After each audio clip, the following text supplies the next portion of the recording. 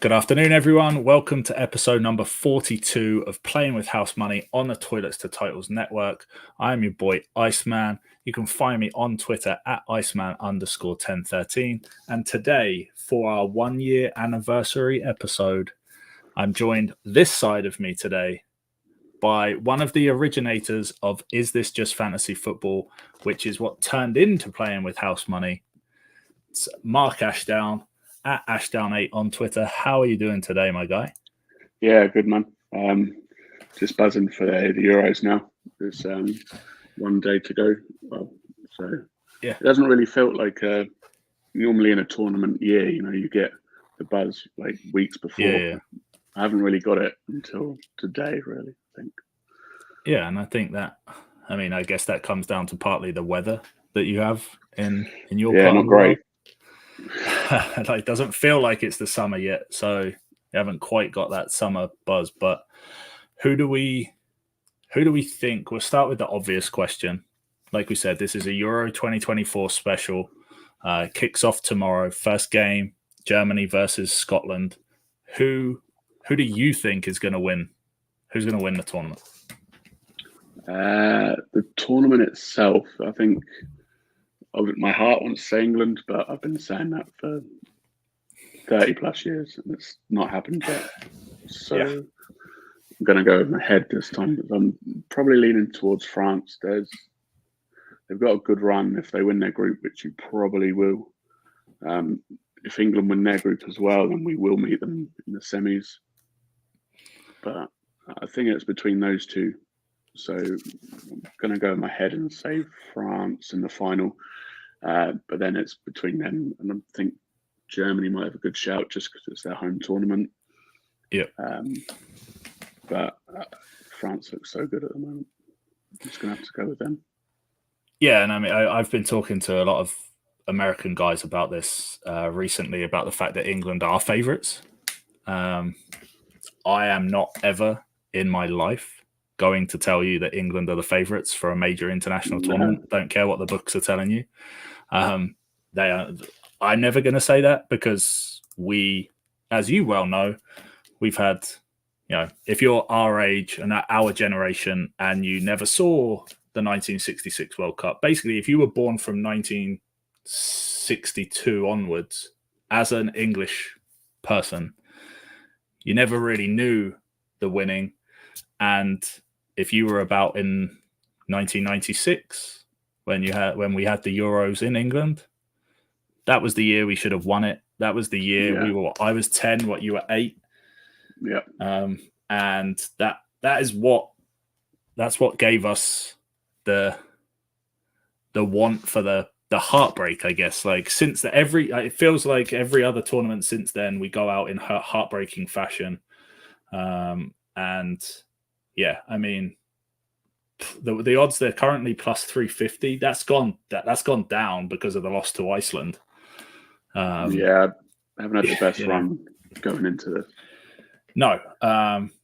Portugal's has come in. You didn't mention them, and I'm surprised because I know that you're a Ronaldo fan. But they've come in. They were plus 700 the other day. And they're now plus 650 because they've had a contrasting run in to the tournament. They've had a very good run in, as have my pick, Spain. And I'm only picking Spain, but just purely for value, right? Like they're plus 800, which to you means 8-1. And I know that that Spain are relying on Alvaro Morata to score goals in the international tournament, which is not necessarily something he has done particularly well through his career to this point. But I just think with the young players that they've got now, Spain, they're in a great position to go, and they're not the favourites. There's no pressure on them. They've got the opportunity to go in and try and have a decent tournament. And they have had, again, we talk about like you're playing friendlies. You're not playing the toughest opposition in those friendlies. That's the entire point of them. But they've come through those friendly games in very comfortable fashion. I mean, their group though, they've got Italy, Croatia in their group. Yeah. So, and I think that's the point. Like, they are in a tough group. I think that first game on Saturday against Croatia will set the tone for them. If they can win that game, I don't really mind too much. I think Croatia are the bigger threat than Italy, from a qualifying perspective, because I don't particularly like Italy. Italy are going to try and do a Portugal, and they're going to try and draw their way to the final. Yeah, I think it's the only chance. I think that's the only chance Italy really have. I don't like. I say that, but yeah, I think Spain. I do. I feel like I'm gonna say this. You're gonna laugh. Every year, it seems like for the last however long, the Netherlands, Holland, have always been a team going in that people are like, they've got a squad. They should do well. They're the perennial Belgium. Yeah, them and Belgium, right? Like, they're always that team that are like, they should do well. But yeah, I sneaky like the Netherlands plus 1,800 outside bet, along with I have to give you an outside bet. Switzerland. I like this Swiss team a lot. But if you can bet on making the quarterfinals, making the semifinals, if you're on a sports book that has those markets, and then I do think you get some huge value in Switzerland. I originally had Austria in there, but yeah, I think the group that Austria are in the group. Yeah, no chance of that group. Yeah, they're in the group with France and Netherlands, so I don't think Austria come out of that group. Yeah, and Poland. Although there are some like, I think four best placed third places that qualify as well in this one. Yeah, so there are, and yeah, so you've got a chance. You've got a chance if you come third, you've got a chance. But Switzerland are in Group A with Germany, so I think Germany probably win the group, but they've also got Hungary and Scotland, so they're in a great position to qualify. And then it really does depend if they do come. Like, again, it's one game in the quarters who they're going to be up against. So I like I said, I sneaky like this Switzerland team. I liked them throughout the World Cup and qualifying. So yeah, they're my dart. Like, if we're going to get some kind of Greece 2004, outside team win it, like I put a couple of dollars on Switzerland at plus 8,500, but nothing more than that. So just looking at your Portugal, their group's pretty easy. Yeah, I think if we're looking at group winners, I know that's on our list to talk about. We can go right there. Group winners, I think, like they are the third favorites in terms of the prices that you're going to get to win their group. In Group F with Turkey, the Czech Republic, and Georgia. So yeah, I mean, I think to win their group, I think they're minus 210. For you, I don't even know what that is, but very short odds to win their group. Yeah, they should win that comfortably, that group. But yeah, I like them. I like them in Spain. I like the Iberian, like them in Spain to win their group. Yeah, because you get, obviously, as you've mentioned, Spain are in that tough group. So you get some very good odds. You actually get plus money, even money on Spain to win their group. So if you take the Spain-Portugal double, it's paying basically 2-1 plus 200 for those. So yeah, I am definitely on that. And if you want to push it a little bit further, I did include Belgium and Germany to win their groups, because I actually think Belgium have the easiest group with Slovakia, and Romania, and Ukraine. Yeah, in Group E. And hey, if KDB, if normal game KDB shows up in the group stages and not big game KDB, then I think Lukaku will find the net. They've got probably the best striker off the bench. Lois Openda plays for Red Bull Leipzig. anyone that's followed me and watched this show all season knows that I'm a big Openda fan. And obviously he's been scoring goals for fun in the Bundesliga this year. So hopefully he gets an opportunity off the bench. But yeah, I know the problem with Belgium. We say that, we've been watching soccer a long time. Yeah. They are perennial underachievers along with the Netherlands. But I do think in that group, there's no way that they shouldn't qualify as winners. I do think France have got the Netherlands, and I like that. That for me, just like France have not. I know you're going to say it about England, slow to start. France don't often start the quickest either, and this is a tournament, right? This is not about the winner of the tournament is not necessarily going to be that team that comes out match day 1 and wins their game 4-0. It's not often the case that happens, that the team comes out the gates at 100% and maintains that level all the way through a month-long tournament. So, yeah, like just because France might be, up there as our favorite, one of the favorites to win it, there's a chance there that like they might draw a game or two in the group. So I do think I would rather take Germany, Spain. That's my 4. Germany, Spain, Portugal, Belgium to win their groups, plus 536, over 5-1 for those 4 guys. Like that's my 4 for group winners. Where do you? I was doing a bit of a predictor thing online, just putting in the results and I can't go past the obvious. Like you got Germany, Spain, obviously going to win their groups. Belgium, as you mentioned, Portugal, and it is just a toss-up between France, Netherlands. You'd expect England to win their group. You'd hope so, anyway. With that, yeah, I think you definitely if you're going to play them together, like you could definitely do worse than taking a handful of them. You're getting some decent odds. Like once you get up to 4, 5, 6 of them, But yeah, I mean, you could easily take the 6 favorites, and that's like I think that's 27 to 2, whatever 13 to 1, just over 13 to 1 for the 6 favorites to win their groups. But I do think there will be one. Yeah, I was thinking there's got to be one.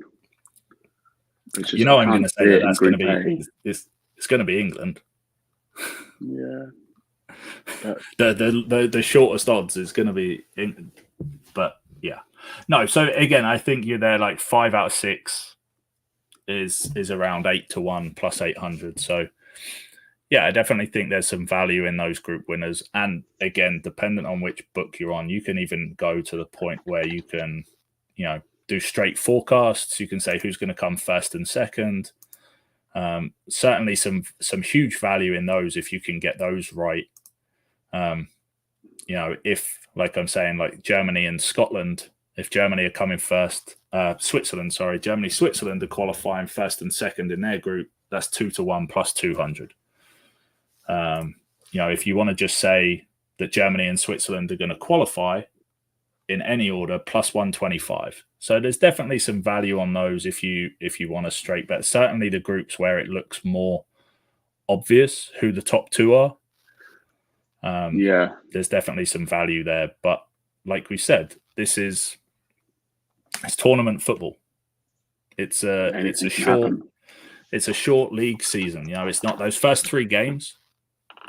Those first 3 games, you remember 2016, Portugal. They won that tournament. How many games did they win in 90 minutes? 1 out of 7. 3 group games. They didn't win a game.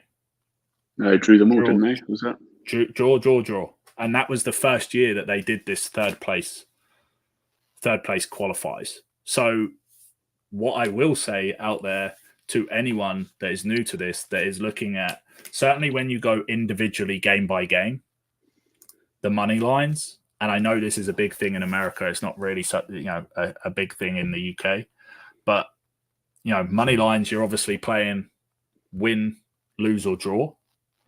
But money line is only the 90 minutes. Now, when you get to the knockout stages, we'll talk about that in a couple of weeks' time. But knockout stages, if it goes to extra time and penalties, your draw is the one that wins the money line bet, regardless of the outcome.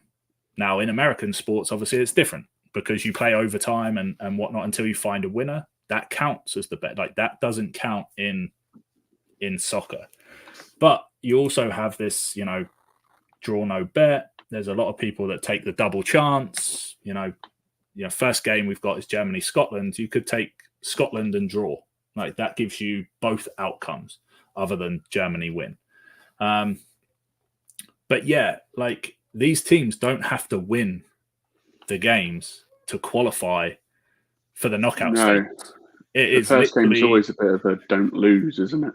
Yeah, that's exactly it. It's like I said, Portugal drew 3 games. They drew all 3. So you bet Portugal money line in 2016 on each 3 of their group games, you'd have lost all 3.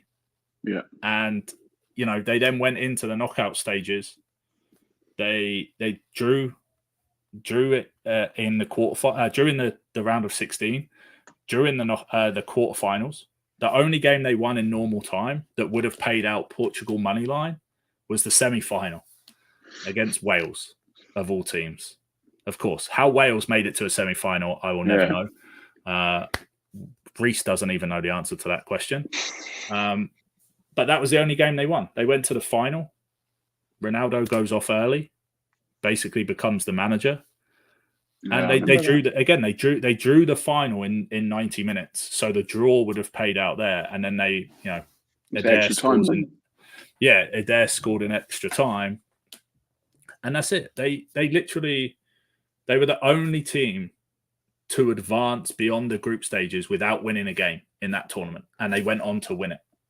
So it's case and point that it is literally, like I said, like you've already said it, but it's the Jose Mourinho quote. You don't have to win, just don't lose. Yeah. And sometimes that's not good for us as spectators. It's certainly not good for us as gamblers necessarily, because you want to see that where the team they have to score goals, they have to win the game to qualify. This is going to favor teams with a solid defense like Italy that I mentioned. And this is like, if you have a solid defense and you can go through the group stages and not concede a goal, then you're going to qualify. So that's all you don't have to score anything. You don't have to be good on the attacking end. You can literally just go through 0-0, 0-0, 0-0, 3 points, qualify. It's boring as hell for the neutral that's watching it and for someone that's betting on the outcome of the game that wants, for the most part, goals, because I'm very often not betting the under. I'm always betting the over, and I'll take those games. But it's definitely something for those people out there listening to be wary of. You don't have to win these games. You certainly don't have to win these games in normal time. And when you get to the knockout stages, that's amplified. It's win or go home, but it's also don't lose, because if you lose, we're going home. So you can draw in 90 minutes, you can draw in extra time, goes to the lottery of penalties. Some teams, the Germans, on home soil, they're going to fancy themselves in a penalty shootout against any team that they can face. Right? And if we end up against Germany in the final and it goes to penalties, I will probably make it the 3rd time in my life that I've ever cried at a football match. The second time was when we lost to Portugal in the World Cup on penalties. I'll admit it, I've cried many a time thanks to England in tournament. So what we look at some other futures. What about, we've talked about winners. What about who's going to win the Golden Boot? Top scorer in the tournament. I think for the top scorer, you got to look at teams with like the better teams with the not so good groups, the easier groups, because that's when you get your 4s and 5-0s. So teams with players that can ship a load in there, because once it gets to the knockout stages, you're looking at your like 1-0s, 2-0s, very rarely, because the bigger teams play each other, you Yeah. get like hat tricks in those sort of games. So just looking at those, maybe someone, I think you're probably going to mention Spanish teams maybe, but then I was looking at Germany. I think with the home tournament, they'll have all the crowd behind them. They've got a very easy first game against Scotland, and then it just gets easier and probably easier. They've got Hungary second as well, so probably a couple of goals in that. So I did have a look at Havertz, 20-1, which in American money, you can tell me. It's better odds than 20-1. It's actually 20. We get plus 2,400 on FanDuel, which is 24-1 for Havertz, top goal scorer. Oh, there you go, even better. So yeah, it's people like that. Even like you say, Portugal's group. So I think it's the easy one with Belgium's group. So easy for them. So to look at them sort of players and players are going to start the game as well, like bigger players. Well, I think that's where you get Mbappe is the favorite. Yeah, so you always avoiding Mbappe's and Kane's and maybe Ronaldo. For Portugal, he's come in. Scored 2 the other day in the friendly. I said that they'd had a very good, they've actually come in a long way. They've come in a little bit, but because they have had the good, I say they've had a good, they lost to Croatia. They lost to, and we know Croatia are arguably the best tournament side, or at least they just dig out results, don't they? They can. Yeah, they know how to play. They know how to play tournament football, and that's what it's all about. It's like we said, it's that mentality that they've got, and their golden generation is fading out, and but this is again, Portugal won it in 2016. Ronaldo's, you would assume, his last big tournament. I don't know if he's made that official yet, that he's retiring from international football after this one, but he's coming off the back of a 2-goal, scored twice against Ireland. He's obviously their talisman. He's going to be who they're looking to. And I don't actually mind his price. He's 12-1 plus 1,200. Certainly, when you're saying the groups, I would certainly take him. I would trust Ronaldo more so than Lukaku at plus 1,400. But that's takes where penalties as well, doesn't he? Well, take everything, I guess. Yeah, but that's where I think you do. I've pinned myself to Spain doing well and saying that Morata has to step up if Spain want to do well. He's plus 2,900, 29-1. I just think that's huge value if they're going to do what I hope they're going to do. And then, the one where I think there's the value you mentioned about picking the players that are going to start the game. There's the chance, I'm going to play these two because they're both Spanish. And if Morata doesn't do the job early and they struggle in the first couple of games, first 60 minutes, then the guy that's been coming off the bench for them, Mikel Oyarzabal, he's been coming off the bench and he's literally probably the most formed player in these friendlies, coming in. He came off the bench. No, it's Andorra, so forgive him, but he came off the bench at half time in that game, scored a second half hat trick. Came off the bench. How'd you do that against Andorra? Well, yeah. I mean, you could, but Morata started these games and didn't score. Oyarzabal came off the bench for Morata after 52 minutes. They were up 4-1 against Northern Ireland. Scored after 8 minutes. He'd been on the pitch. He scored. So I do think that if Spain are going to do well, if tournament Morata shows up, then I will take Oyarzabal because he will be the guy to replace him. It won't be Joselu. Yeah. it's going to be Oyarzabal looks like he's the first guy off the bench when they are struggling and they need a goal. So I do think that he could play his way into this team if they struggle in the first couple, like in the first hour of the game. Like if they haven't scored a goal in the first 60 minutes of any of these games, Oyarzabal's coming off the bench. And again, you only need 5 or 6 goals in this tournament. And they've got Albania the last game of the group. Yep. So if they're not firing all cinders before that, your man gets a chance.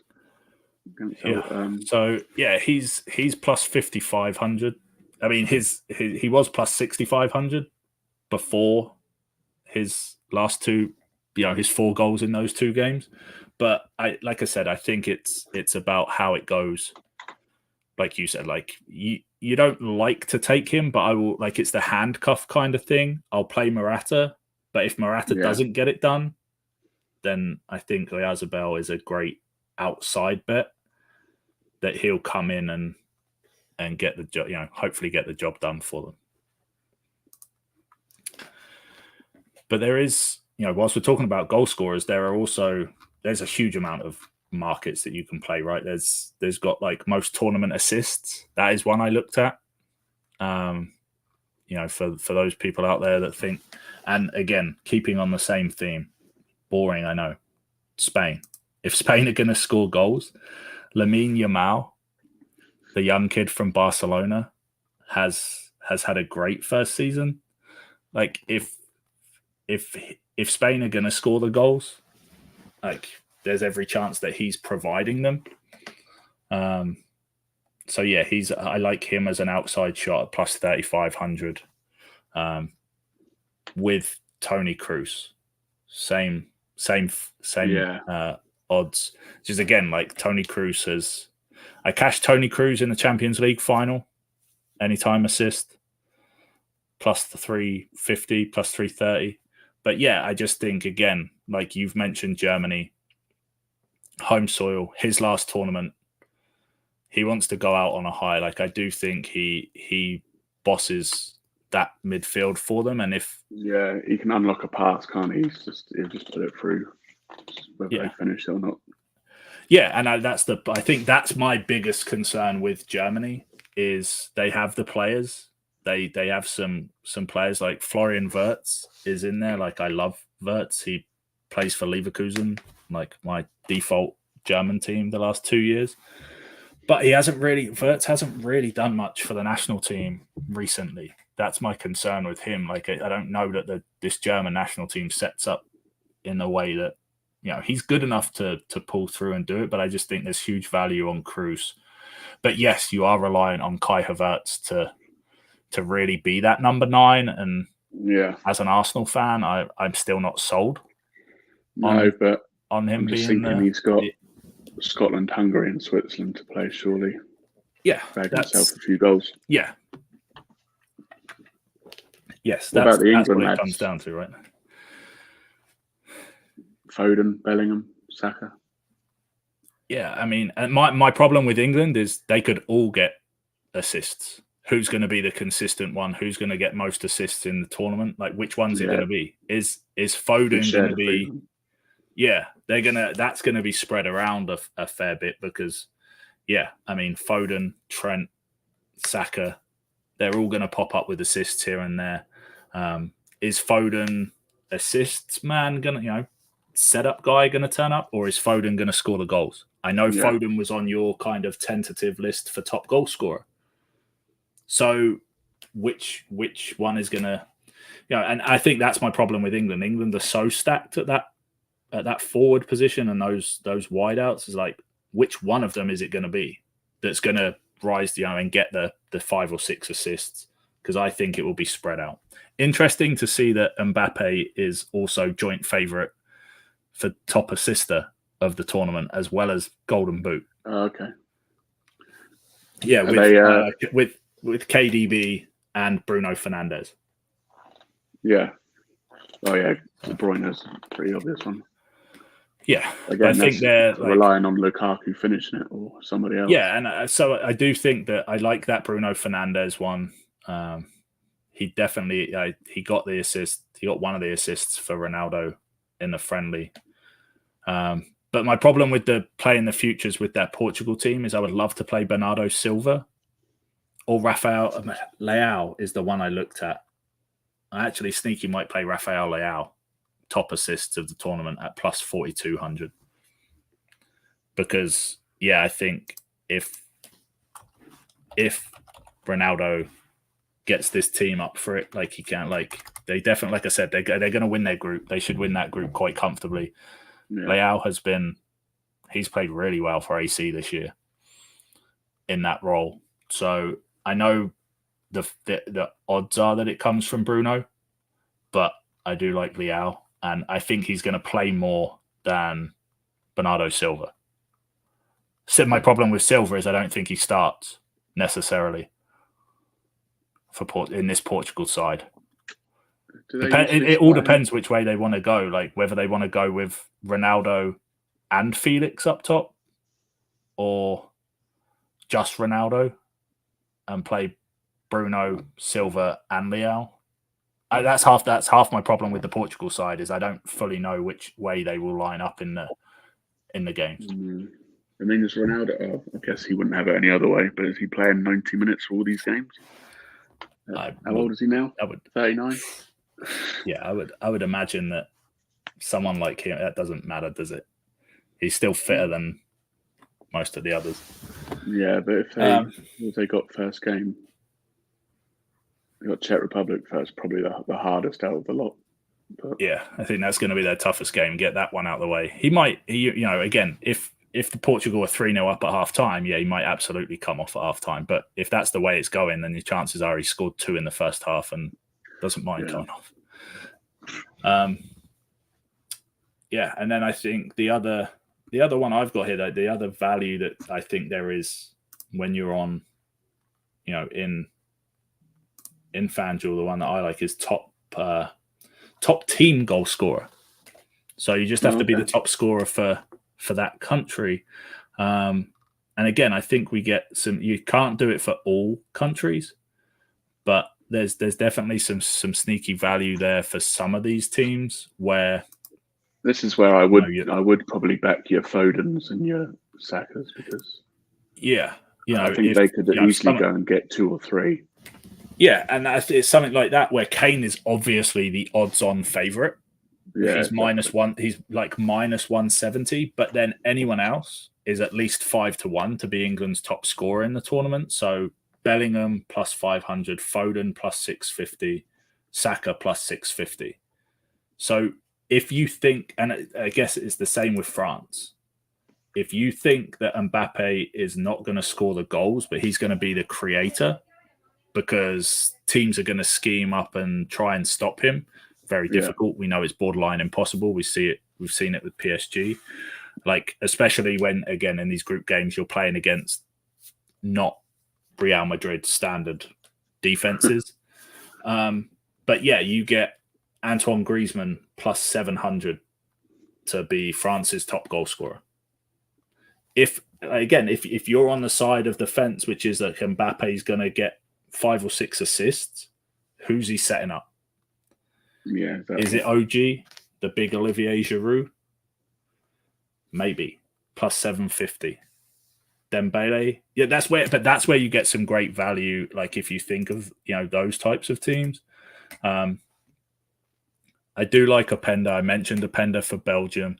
Similar thing to Morata and Oyarzabal. Like if Lukaku doesn't do it for Belgium early, Openda's going to get the nod and get on there in those games when either they're saving Lukaku for the bigger games or Lukaku's just not cutting it and they want to win the game. So Openda at plus 1,300 to be top scorer for Belgium, I think is stupid value, to be honest with you. Like, I don't think he should be anywhere near that high. So I will take that just out of principle. Plus the fact that it's 13. Kind of feel like I always go towards the 13s. But the other one, the one of these I really do like is for one of the teams that you said was going to be whipping boys, Georgia And again, if people have watched this show over the last 6 months, George's Mikadadze plays for FC Metz in France. He's on loan from Ajax. He's been, the last 7 or 8 weeks of the season, he has been a cash cow for the Playing with House Money Discord.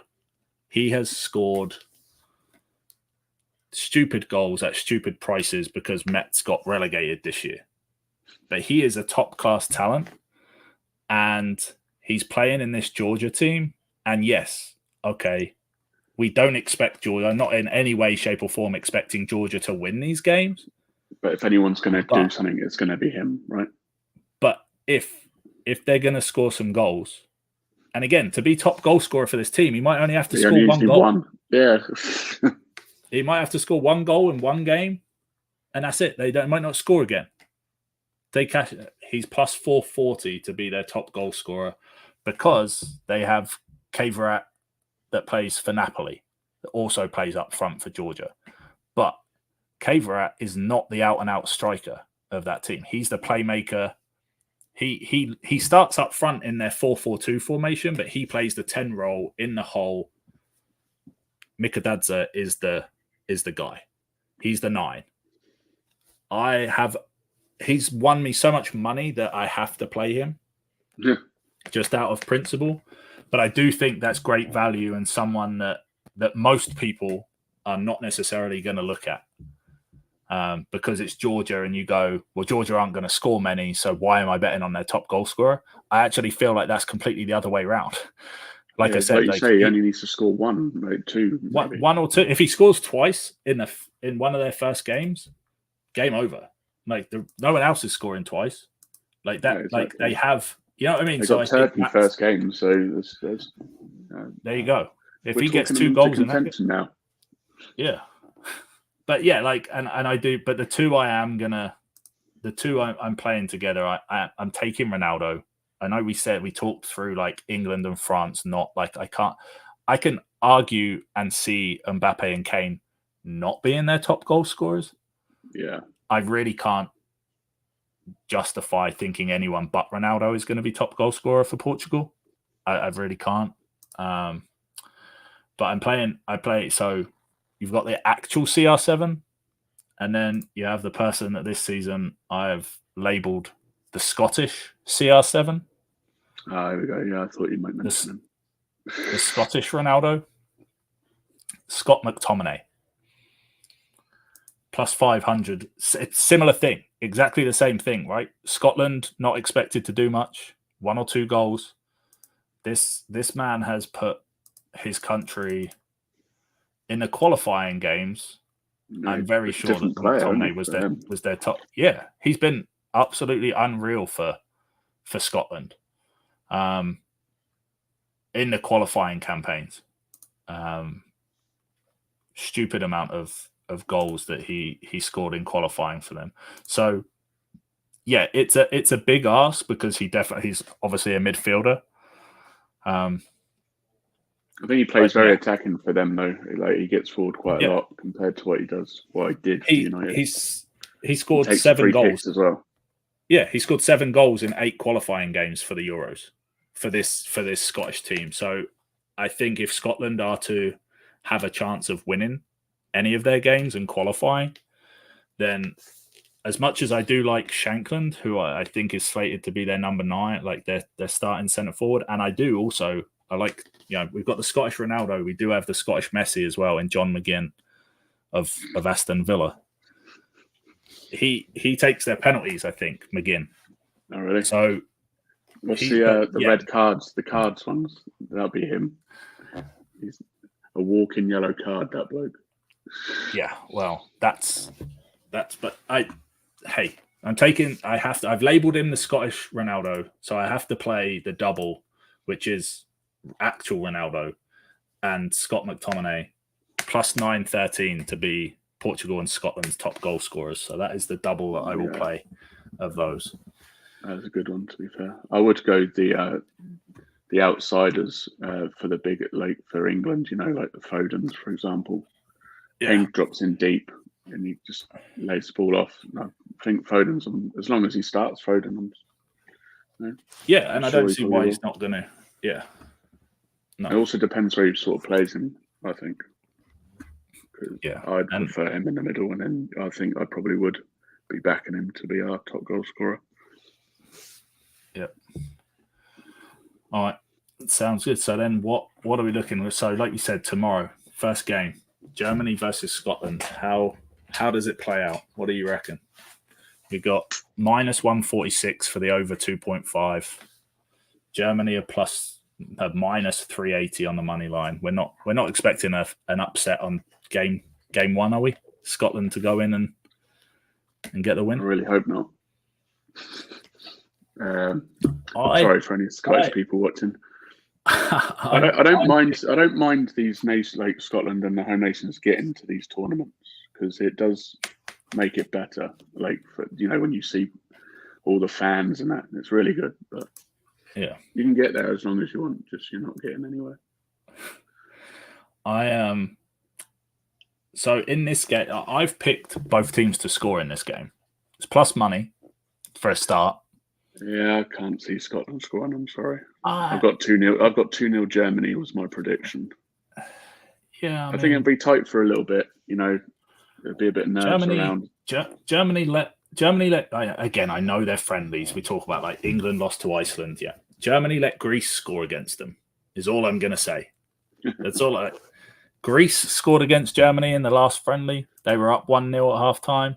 They actually had 12. Like they had, as much as you assume that when I looked at this game, I was like, well, Germany win this game hands down. Not even going to be a close game. Germany had 15 goal attempts. Greece had 12. If you give Scotland 7 or 8 goal attempts, I think they might get a goal. So I'm not expecting Scotland to win the game. I think Germany do score 2, maybe even 3. So you might think I'm over 2.5 then becomes a more obvious bet. But the value, I just think, I will give Scotland the benefit of the doubt that they might come out, surprise a few people, might get an early goal and then lose the game. Yeah. So I know on Sky Bet you've got the whole win from behind. Yeah, I love that category.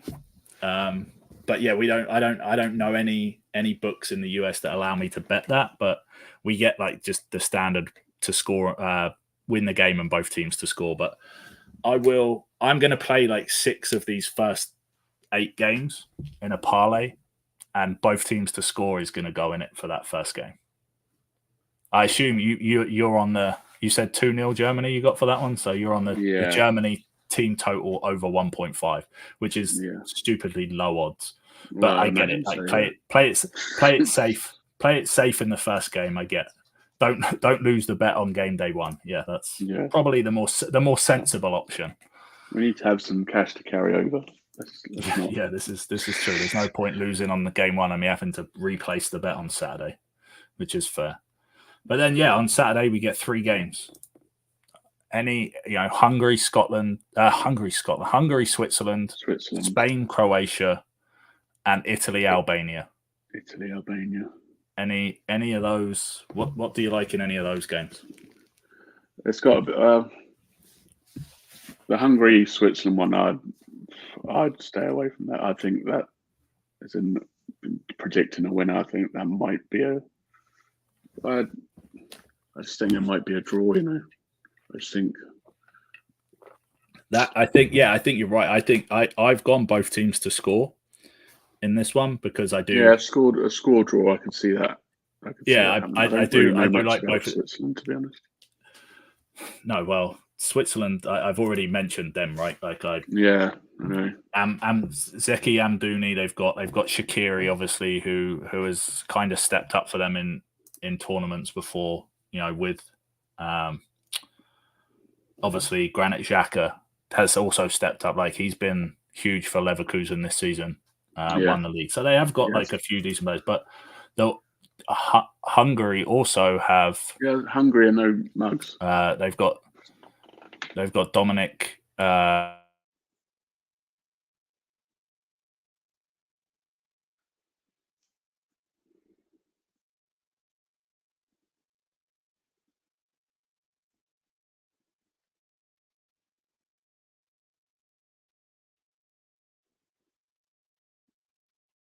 You're muted, by the way. Just muted yourself.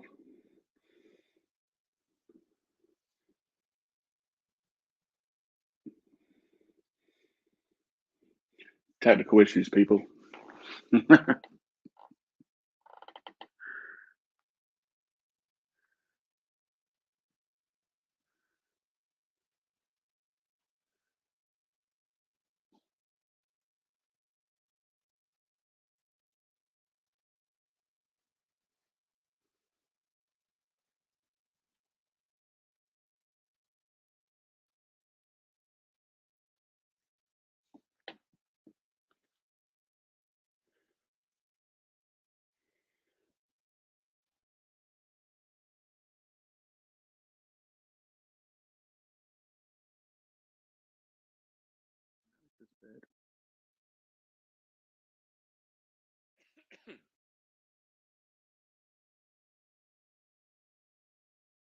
Time for me to put my charger on. Can I hear you? Yes.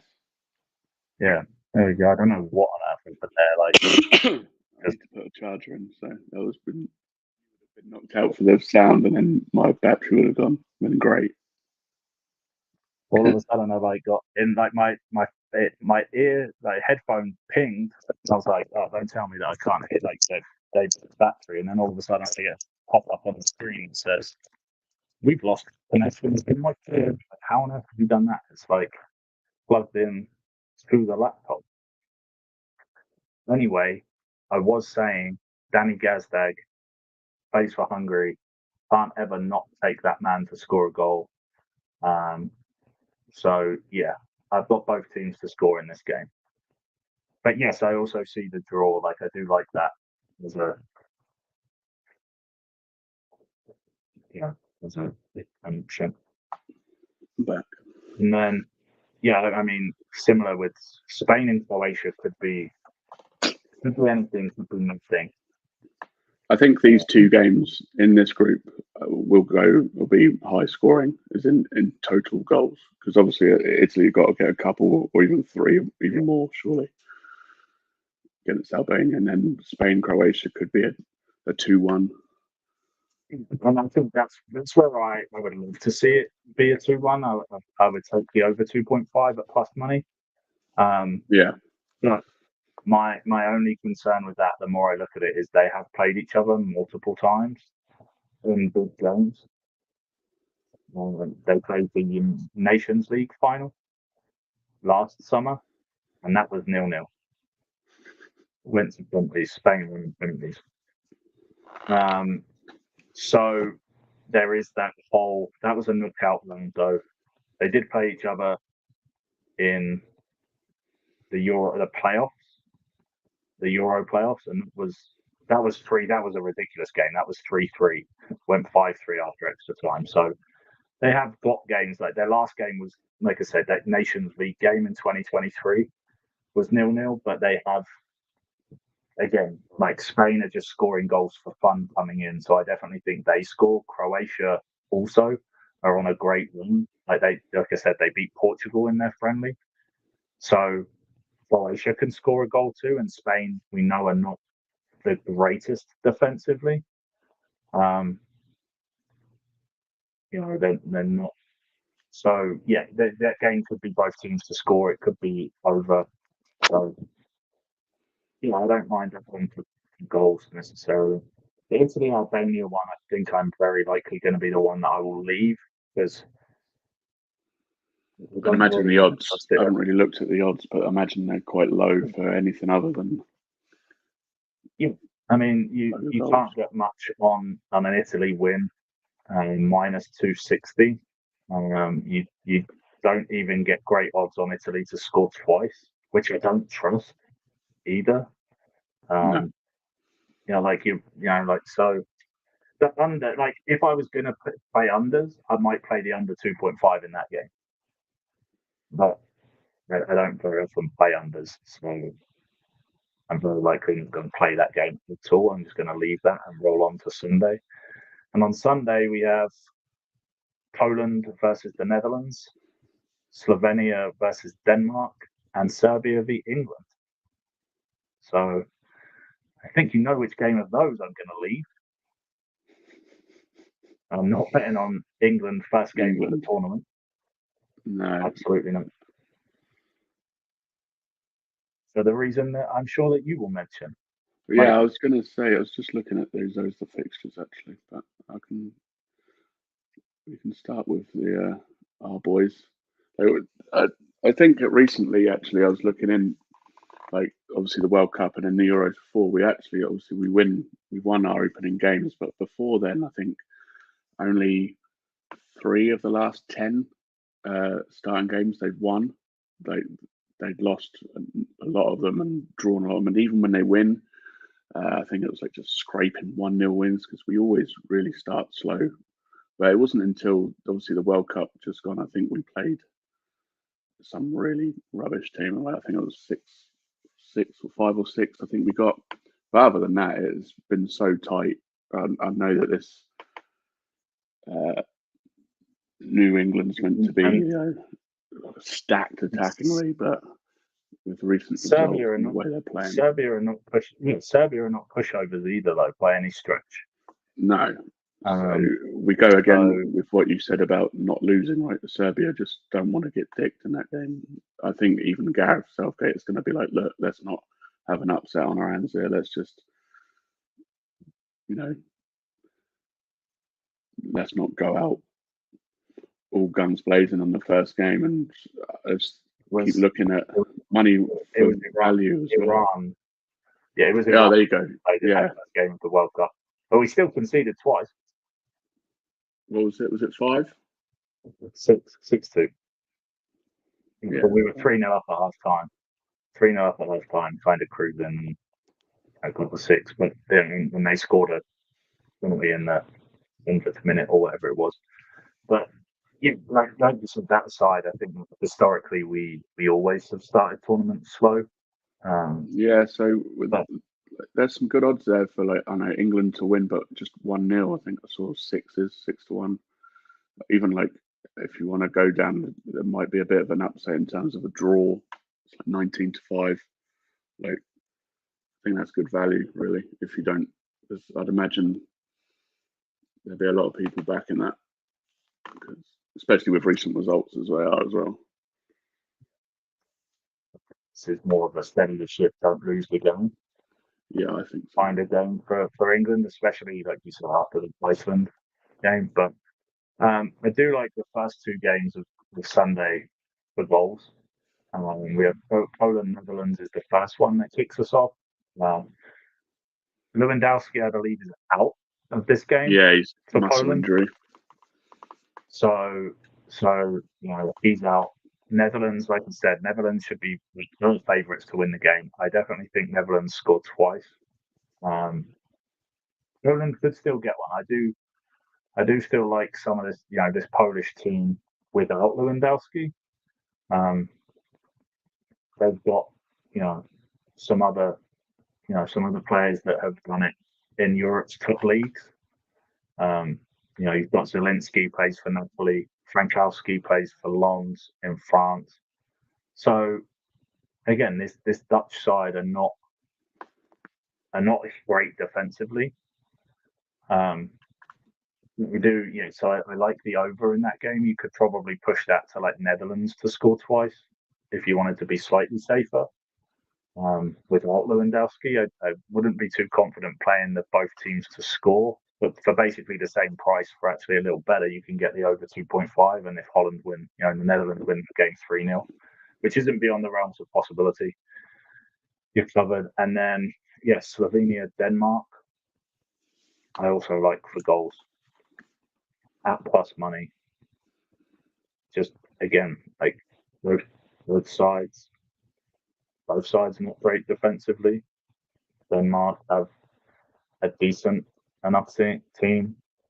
They've got some. They've played some good, or some not terrible teams in the Super friendlies. They played Norway and Sweden in their Scandinavian friendlies. They probably beat Norway 3-1, beat Sweden 2-1. So they've got, like I said, both teams are scoring. They've got Patrick Hoberg has scored in both those games for Denmark, I believe. The Spurs midfielder, Pierre Hoberg. Sorry, Hoberg. He scored twice, but they also have, again, another one of my reliable German Bundesliga players in Jonas Wind, plays for Denmark. So yeah, I do like this Danish team. They've got obviously Rasmus Højlund. If he's fit and can play, so I don't mind these. I might push myself to play Netherlands, Denmark, England as the away teams, right? Like designated away sides. Okay. Designated away sides. We know they're not the away teams because both sides are away. Like both sides are playing in Germany. But yeah, I might play Netherlands, Denmark, England, all to score 2. Okay. You know who's going to let you down in that one, right? Yeah, well, I'm also going to play the Netherlands-Denmark double on its own, just so I don't get let down by England. Because, again, we've said I've been there too many times. But yeah, so my actual 5 game play, the parlay, the lucky 13, as I like to call it, we want going for 13 goals.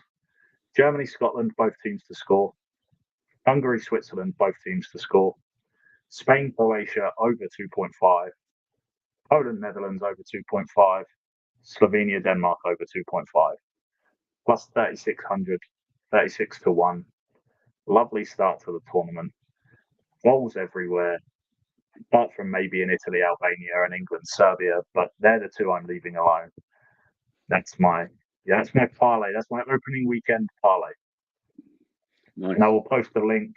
To that bet on my Twitter account this evening, so that you can all click the link, copy the bet if you want a tail.